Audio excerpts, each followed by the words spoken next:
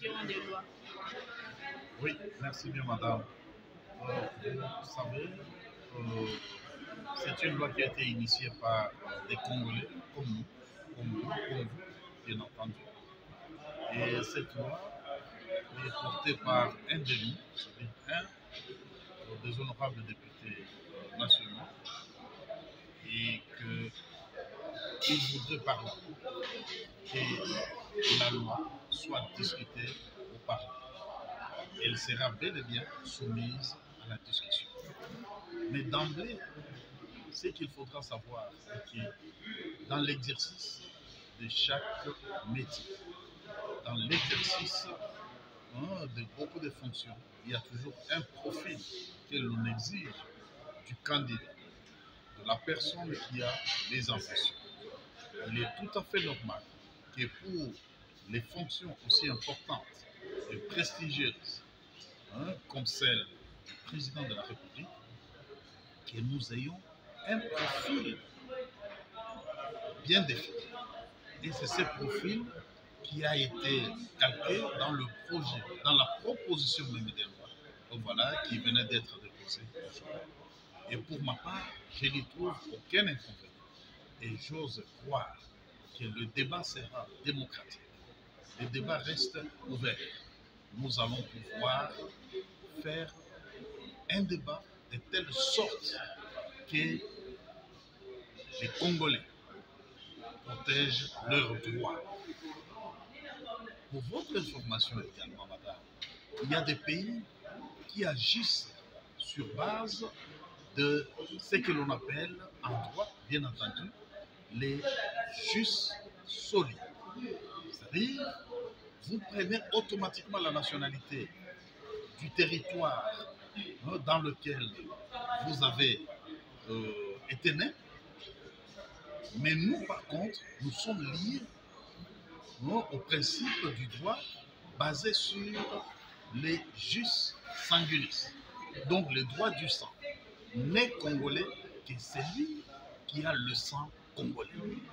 Et voilà pourquoi nous ne trouvons aucun inconvénient que pour la magistrature suprême, qui est bien entendu un Congolais qui a cette grande vision de son pays. Je m'en vais prendre un exemple. Si vous avez même la loi sur la double nationalité, non, je ne crois pas que cela soit avantageux.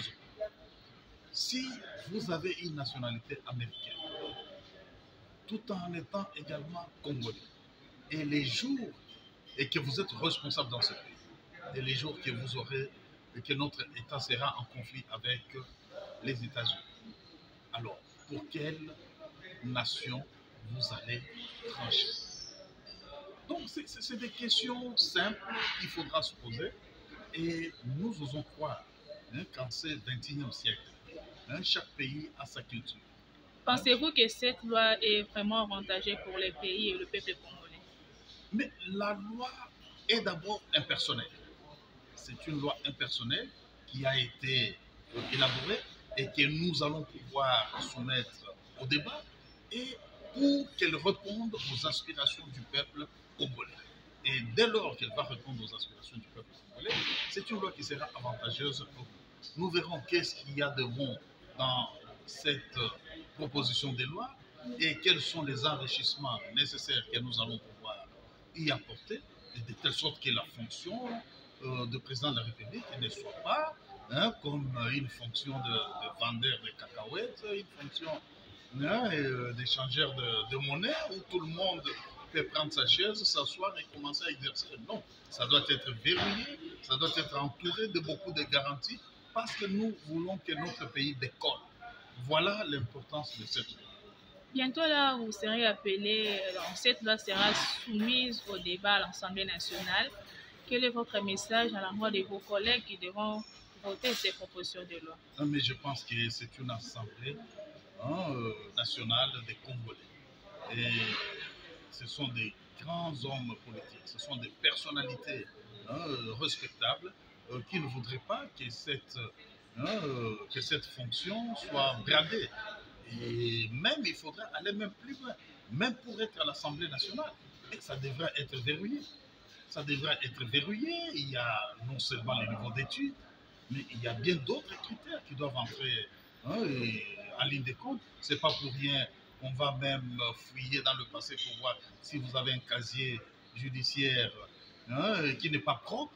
Alors, au-delà de ça, ça doit être les justes sanguinistes qui doivent primer pour l'exercice de certaines fonctions, surtout lorsqu'on doit représenter l'État congolais, lorsqu'on doit représenter la population congolaise. Je pense qu'on ne peut qu'être congolais. Et la loi est impersonnelle, vous l'avez dit, mais il y a d'autres qui pensent que cette loi est vraiment orientée. Quelle est votre réaction par rapport à ça? Non, la loi demeure impersonnelle. Madame, je prends un petit exemple.